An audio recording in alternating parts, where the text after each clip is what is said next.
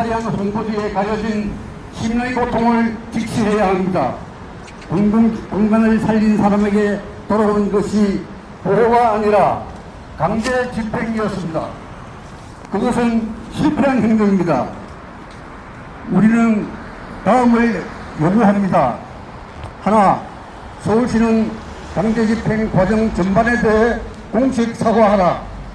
하나, 서울시와 서울디자인재단은 계약 변경, 퇴거 통보, 강제 집행의 전 과정을 투명하게 공개하라. 하나, 페소니아에만 차별적으로 적용된 기준과 결정 과정에 대해 진상을 조사하라. 하나, 공유재산 소상공인 보호를 위한 제도적 대책과 재발 방지책을 마련하라. 선생님께서 발언하시겠습니다.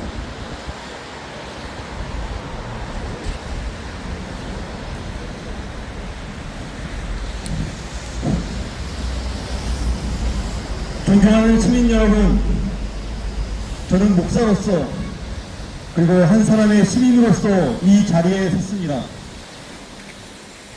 성서는 우리에게 이렇게 말합니다. 정의를 강물처럼 흐르게 하라. 그런데 오늘 우리는 묻지 않을 수 없습니다. 지금 이 자리에서 과연 정의는 흐르고 있습니까?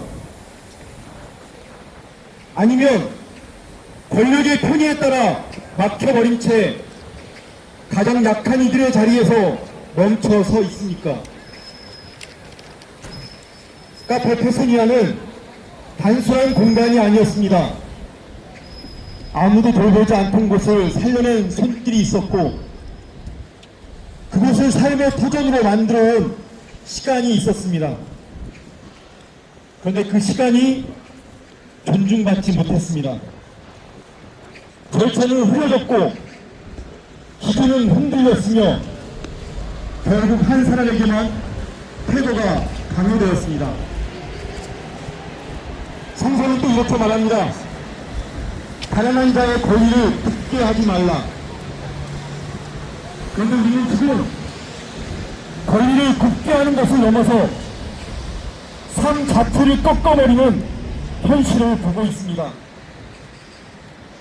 행정은 보호가 아니라 압박이 되었고, 법은 정의가 아니라 보호가 되었으며, 공공은 책임이 아니라 회피의 이름이 되었습니다. 이것은 단지 한 카페의 문제가 아닙니다. 이것은 한 사람의 생계만의 문제가 아닙니다. 이것은 우리가 어떤 사회를 선택할 것인가의 문제입니다. 힘 있는 자의 논리가 기준이 되는 사회인지, 아니면 약한 자의 권리까지 지켜내는 사회인지, 오늘 우리는 그 갈림길 위에 서 있습니다. 김희경 대표님께 말씀드립니다. 대표님이 지켜온 것은 단지 가게가 아닙니다. 사람이 머물 수 있는 자리, 돈원이 새와 숨쉬는 공간이었습니다. 그리고 지금까지 이어온 이 싸움은 결코 헛되지 않습니다.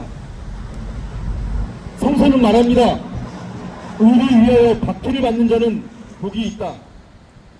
이 말씀은 고통을 미워하는 말이 아니라 그 고통이 결코 헛되지 않다라는 약속입니다.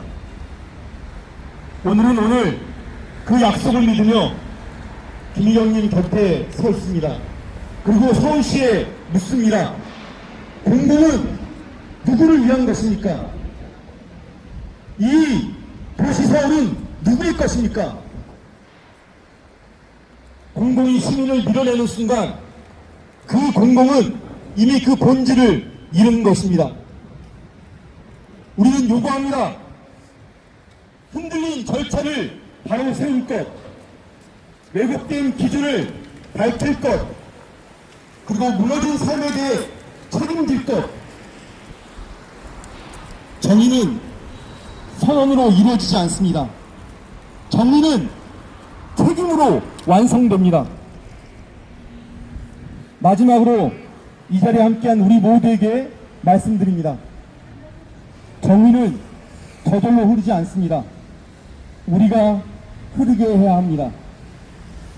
침묵하지 않을 때, 외면하지 않을 때, 함께 설 때, 그래서 정의는 강물처럼 흐르기 시작합니다.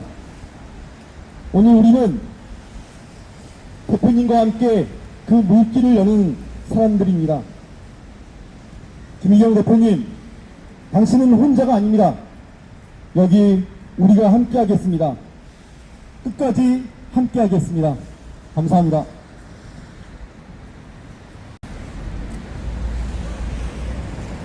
다음은 서울시 박유진 의원님께서 발언해 주시겠습니다. 반갑습니다. 서울시민 여러분. 비 오는 날 스쿠터 타고 온다고 복장이 이렇습니다. 택배 노동자의 삶을 온전히 느끼는 거 당연히 선출직 공직자로서 해야 될 일 아니겠습니까? 이 목소리가 들리신다면 시민 여러분, 지금 이것은 오세훈 시장의 약자와의 동행이라는 그 아름다운 슬로건이 알고 봤더니 업자와의 동행이었다는 그 처절한 탄식, 그 하나의 상징의 사건을 피토하는 심정으로 그 고통을, 그 억울함을 호소하는 서울 주권자들의 목소리가 여기 DDP 앞에서 울리고 있다는 것을 부디 듣고 이해해 주십시오. 이 사건은 계속 이야기되는 것처럼 단지 하나의 자영업자가 서울시로부터 가게를 뺏겼으니 억울하다, 책임져 달라, 그런 생존권 차원의 절규처럼 들릴 수도 있습니다. 그것도 틀린 말이 아닙니다. 누구에게 생존권이 중요하지 않을 수 있겠습니까? 그런데요, 생존권이 중요해서 이 가게 하나 살리자고 모이는 목소리만큼이나 시민 여러분들과 함께 비판하는 심정 나누고 싶은 오세훈 서울시장의 서울시정에 대해서 서울시 의원으로서, 선출직 공직자로서 주권자 여러분들과 함께 이 자리에 섰습니다. 기시감이 듭니다. 서울시 행정은 언제나 절차와 과정의 중요함, 법의 엄정함을 이야기합니다. 맞습니다. 법은 엄정해야 합니다. 만일 앞에 평등해야 하고 그 누구도 법 앞에 설 수 없다는 거 우리 모두가 다 알고 있습니다. 그런데요, 한 가지 기시감 드는 사례 하나 이야기 드리겠습니다. 우리 모두가 10월 29일 그날의 아픔, 이태원 참사 기억하실 겁니다.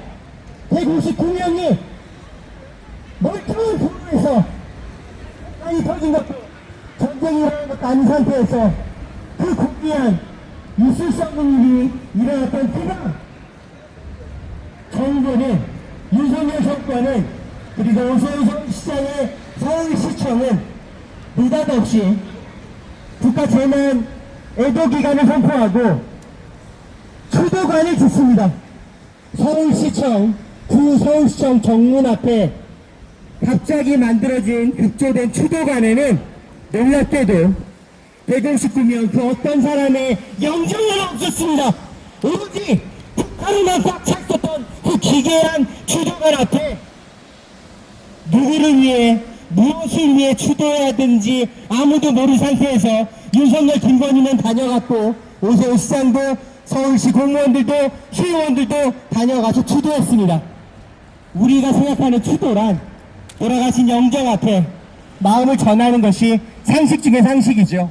그 뒤에 159명 그 고귀한 청춘들의 유가족들이, 어머님 아버님들이 직접 그놈을 나는 심정으로 아이들의 영정을 하나하나 모아서 만든 유가족이 만든 추도관을 기억하실 겁니다. 그 위치, 나라가 세운 영정 하나 없는 그 기괴한 추도관에서 불과 20m 떨어진 위치였습니다. 그런데 나라가, 서울시가 내놓은 답변은 허가받지 않은 자리이므로 불법이다. 그래서 강제 철거했습니다. 그것이 약자와의 동행이라는 행정의 온도입니까? 피눈물을 흘리며 이 참사에 무한 책임을 지겠다는 시장의 언어가 그렇게 실천되는 것이 맞다는 것입니까? 유가족이 떠나간 아이들, 내 아들, 딸의 사진을 영적으로 만든 수도관이 시민들의 손으로 지어졌을 때 나라가 세운 북한권만 덩그러니 놓여있던 수도관에서 불과 20m 떨어지는 그 위치는 서울시에 허가받지 않았으므로 불법이라고 말하는 그 행정의 눈높이, 어찌 우리가 기름을 하지 않겠습니까? 지금 김희경 대표가 얘기하는 해송이와 사건 역시 똑같은 맥락입니다. 아무도 거들떠 보지 않았던 디니프 공간에 물경 10억을 들여 인간의 온도가 사랑받는 공간으로 탈바꿈 시켜놨더니 서울시 행정은 이제 우리가 써야 하니 나가야 한다라는 달랑 집행통지서 한 장으로 공탁금 3억을 불과 3일 만에 만들라는 행정으로 3일 뒤에 강제 철거했습니다. 그것이 인간의 온도, 약자와의 동행을 설명할 수 있는 행정의 온도겠습니까? 그래서 선출직 공직자로서 이래서는 안 된다는 말씀 하고자 스쿠터 타고 달려왔습니다. 우리 서울시 행정이 이런 눈높이와 이런 온도로 가서는 안 됩니다. 견딜 수 없는 분노, 견딜 수 없는 심정, 여기까지 연대의 마음 시민 여러분들과 주권자 여러분들과 함께하고 싶습니다. 서울시원 박유진 끝까지 임기 다해서 다시 선출직 공직자 주권자들의 뜻 받들어 다시는 해송이와 같은 사건 서울시에 일어나지 않을 수 있도록 모두 주권자의 마음 뜻 모아 함께 싸우겠습니다. 고맙습니다. 박광재 사무국장님께서 발언하시겠습니다. 날씨가 많이 춥습니다. 작년 겨울 초겨울에 우리 김기현 대표님 처음 만나가지고 이 카페에서 이 상황을 들었을 때 참 어려운 상황에서도 항상 웃으시고 희망을 잃지 않았던 그런 모습 지금도 기억하고 있습니다. 불과 얼마 전까지 그렇게 환한 미소로 여러 가지 연대 활동도 하시고 저희 단체 행사에도 오셔가지고 지지해 주셨는데 이렇게 며칠 사이에 정말 힘들고 어려운 일을 보내고 있습니다. 여러분 이 사건 정말 관심 가져주시고 서울시가 얼마나 말도 안 되는 일을 저질렀는지 우리 시민들이, 국민들이 다 알아야 됩니다. 짧게 제가 적어온 것들 나누도록 하겠습니다. 오늘 우리는 서울시의 폭력적인 강제 집행을 규탄하기 위해 이 자리에 섰습니다. 카페들 폐선이에 대한 강제 집행은 단순한 태도가 아닙니다. 이것은 행정의 이름으로 자행된 폭력입니다. 이곳은 한 시민이 돈과 노동을 들여 살려낸 공간이었습니다. 이 방치된 공간을 되살리고 그것을 지켜온 사람에게 서울시와 오세훈이 돌려준 것은 보호가 아니라 퇴거였고 대화가 아니라 소송이었습니다. 상생이 아니라 강제 집행이었습니다. 서울시 그리고 오세훈 시장, 서울시 디자인 재단은 스스로 만든 불투명한 구조와 혼란에 대해 책임지지 않습니다. 그 대신 힘없는 소상공인 한 사람에게 모든 부담을 떠넘겼습니다. 소송으로 압박하고 압류로 숨통을 조이고 끝내 삶의 터전까지 빼앗았습니다. 이게 시민을 위한 행동입니까? 이게 공공의 이름으로 할 수 있는 일입니까? 더 화가 나는 것은 그 다음입니다. 당사자의 아픔과 절규를 지워버리고 서울시는 곧바로 이것은 공간 홀수고 시민들에게 화가 나는 것이다 라는 말로 자신들의 행위를 포장했습니다. 약자를 내쫓고도 공공을 말하는 행정은 공공이 아니라 권력의 남용입니다. 절차를 무시한 행정, 책임을 회피하는 조직, 약한 사람에게 피해를 전가하는 권력은 반드시 감시받아야 합니다. 서울시는 사과하고 강제 집행의 전 과정을 공개하십시오. 그리고 다시는 이런 일이 반복되지 않도록 책임을 지고 애매한 행정 제도를 바꾸십시오. 우리는 침묵하지 않겠습니다. 피해 당사자와 함께 끝까지 싸우겠습니다. 감사합니다. 이 중에서 현장 발언하실 분 계실까요? 네, 없으면은 제 옆에 왼쪽에 계시는 분이 대표님의 따님이세요. 저도 오늘 처음 뵀는데 살며시 저한테 저도 발언하나요? 하고 물어보더라고요. 근데 어떻게 발언을 안 듣겠습니까? 네, 한번 들어보겠습니다. 무슨 심경인지요? 안녕하세요. 저는 파페드 페소니아 김희경 대표님의 딸입니다. 저는 급하게 오느라 다른 분들처럼 멋진 입장문은 준비하지 못했으나 저는 그저 홀로 서울로 올라오셔서 이런 공간에서 영업을 하시는 어머니가 제 자랑이었습니다. 그리고 수년 동안 어머니가 서울시를 상대로 고생해 오시는 모습을 보았습니다.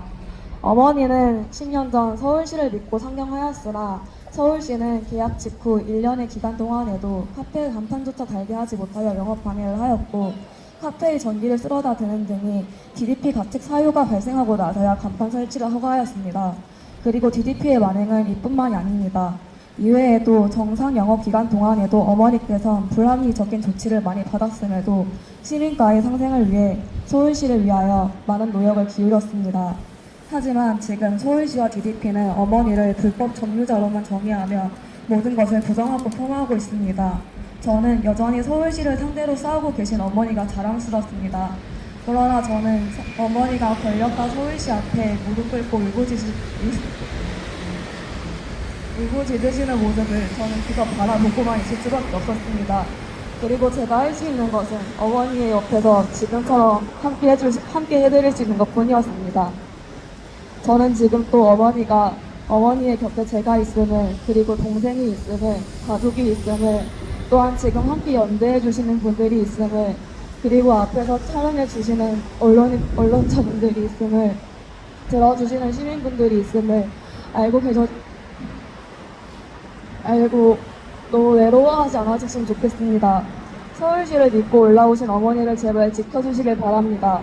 서울시의 시민으로서 어머니의 딸로서 부디 부탁드립니다. 감사합니다. 인사로 김희경 대표님께서 발언하시겠습니다.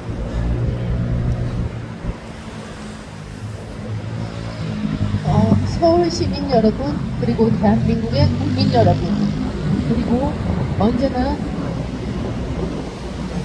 약자의 곁에서 바라보시는 이재명 대통령님께 호소를 합니다. 저는 2017년 꿈을 위하여 울산을 버리고 서울 시민이 되었습니다. 2017년 입찰을 올린 것은 서울시 디자인 재단이었습니다. 재단을 믿고 그 당시의 운영 구조로 저는 매장을 시작하였고, 빈 공터인 이 공간에는 화장실조차 없었습니다. 임대료에서 감면해주겠다는 그 약속을 믿고 1억 5천만 원을 들여 화장실도 완공하여 지금 내 외국인의 글을 쓰고 있는 공익의 공간을 활성화하였지만, 임대료 감면을 약속했던 그 약속은 온데간데 없이 소송이 돌아왔습니다.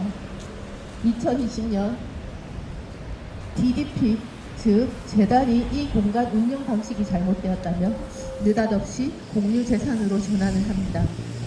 저희는 어떤 것도 몰랐기에 재단과 서울시가 시키는 대로 그 계약을 받아들였습니다. 하지만 코로나 기간 3년을 견디고 갱신을 해달라고 하니 느닷없이 오세훈의 시장 사인이 떨어졌고, 이 공간은 오세훈의 홍보 공간으로 써야 된다는 말 한마디로 폐거 통보를 받았습니다. 저는 DDP에서 오직 유일하게 나만 나가야 되는 이유가 궁금했습니다. 그렇게 의문으로 시작한 3년 동안의 소송을 제 인생을 망치고 제 아이들의 미래를 망쳤습니다. 왜 나만 차별받아야 되는가? 그 의문이 그렇게도 그들에게는 불쾌했던 것입니까? 2025년이 되어서야, 정부가 바뀌고서야 국회의원님들께서 저의 목소리에 귀를 기울여 주셨고, 그 과정을 통해서 알게 되었습니다. 왜 저만 나가야 했는지. 공유재산 전환 과정에서 남들이 누렸던 입찰 10년의 기회가 저에게만 박탈되어 있었던 것이었습니다. 하지만 저는 그 과정을 밝히다 사문이라는 공탁견도 못 내어 반대 태도가 되었습니다. 디스크로 2주 동안 입원을 했었고, 병원을 가던 중 강제 집행 퇴거 소식을 받고 제 공간을 보았습니다. 제 힘으로, 제 노력으로 일궜고 꿈이었던 공간이 한순간에 제 눈앞에서 사라지는 광경을 목격하였습니다. 제발 이러지 말라고 했던 게 저한테 돌아온 것은 현행범 체포였습니다. 딸아이가 저를 데리러 왔었고 택시를 타면서 지나가는 제 카페에는 어메이지 투마로라는 현수막이 쳐져 있었습니다. 저는 살고 싶지 않았습니다. 하지만 여러 시민 여러분께서 이럴수록 힘이 내어야 된다고 격려를 해주셨고 제가 그냥 살기 싫다는 이유로 저희 아이들의 미래에 제 빚을 떠안길 수는 없었습니다. 오늘 처음으로 저는 없어진 제 매장 앞에 다시 섰습니다. 장담하고 악몽 같은 이 순간이지만 저는 다시는 김이경 같은 사건이 벌어지지 않기를 바라며 이 자리에 섰습니다. 저같이 힘없고 돈 없는 자는 자기 삶과 꿈과 미래를 지킬 권리도 없이 이렇게 다 쫓겨나야만 합니까? 이것이 오세훈이 화려한 외관으로 자기를 치적하던 DDP에서 일어나야 하는 약자의 삶을 짓밟는 이런 공간이 되어야 합니까? DDP 안에는 약자를 지키는 어떤 행정도 법도 없음을 저로 인하여 확인되었습니다. 오세훈은 자기들이 시키는 대로 한 이 구조에서 그 구조로 다시 피해자를 만드는 이런 악순환의 과정을 반드시 밝혀내어야만 합니다. 제 삶을 다시 되돌려 주시고 위법한 행정의 절차로 일어난 카페드 페소니아 공간을 다시 회복하기를 바랍니다. 저는 이제 눈물이 아닌 떳떳한 주권자로서 당당하게 외치는 삶을 살고자 합니다. 눈물이 아닌 당당한 외침으로 다시는 서울시 곳곳에서 일어나는 공유재산 피해자들이 없기를 바랍니다. 저는 오세훈 시정 공간을 위해서 어떤 절차도 거치지 않은 공유재산 피해자들이 모임을 205명과 함께 하고 있습니다.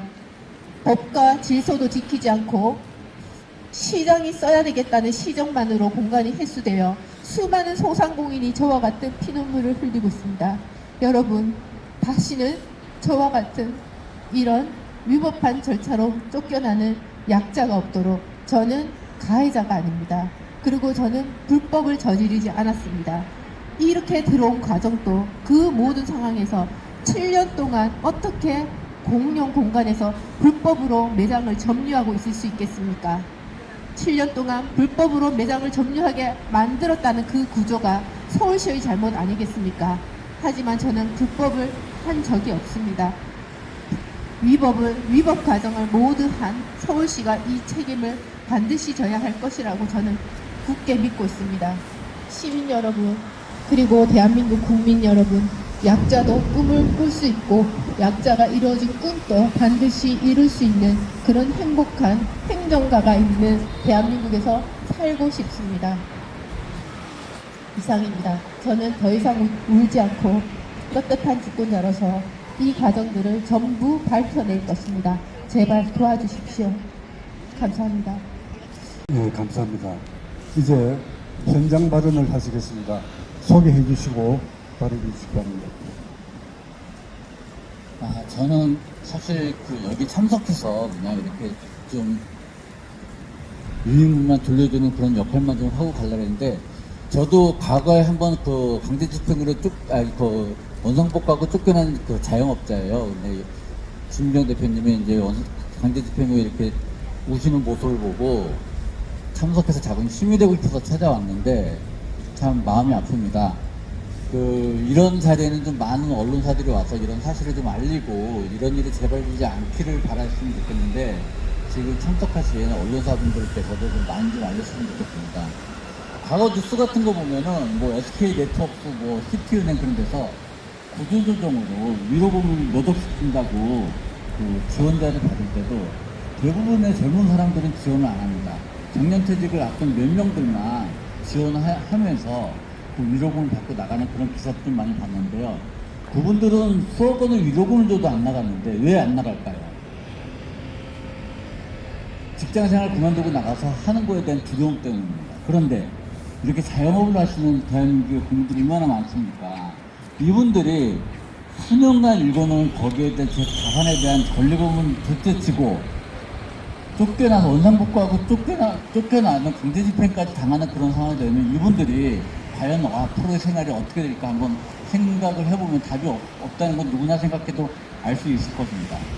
그 상처라는 것이 지금 당하는 외부의 상처가 지금 고통도 크지만은 그 이후의 후유증이 얼마나 큰지 그런 것은 당해보지 않은 사람들은 모릅니다. 그런 상처를 보듬어주고 제도적으로 뒷받침해줘야 될 서울시에서 그런 것을 시행하고 아픔을 줬다는 것에 대해서는 참으로 마음 아픈 일이 아닐 수 없습니다.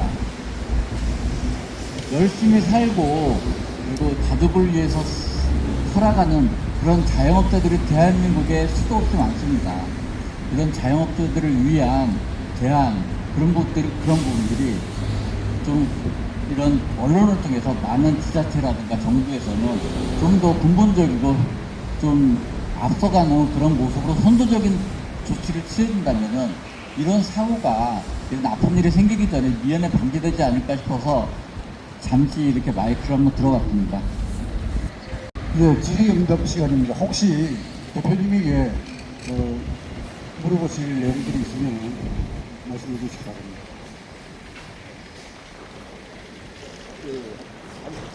안녕하세요. 저는 시민언론 민들레에서 활동하고 있는 시민언론 민들레에서 시민기자로 활동하고 있는 유병 시민기자입니다. 제가 질문 여쭤보고 싶은 것은 이 오세훈 때도 오세훈 때인데 이렇게 좀 자영업자들이 이렇게 좀 공권력에 의해서 쫓겨나는 게 어떤 면에서 보면은 참 용역 어떤 그 강제집행하는 어떤 행태나 이런 것들이 어떤 그 제3자의 어떤 형편이나 이런 것들을 전혀 고려하지 않는 일종의 그 어떤 깡패라고 해야 되나 야쿠자 뭐 이런 거의 그런 식의 그런 행정 집행 패턴이 시장이 누구냐에 상관없이 계속 반복되어 오는 것을 보면 이게 좀 이거는 시장 한 명 바뀐다고 해결될 문제가 아니라 아예 지자체의 이런 것들 이렇게 하는 거를 더 이상 국가가 놔두지 말아야 하는 게 아닌가 저는 이렇게 그렇게 좀 의구심 같은 것도 들었습니다. 네, 알겠습니다. 이상으로 기자회견을 마치도록 하겠습니다. 감사합니다.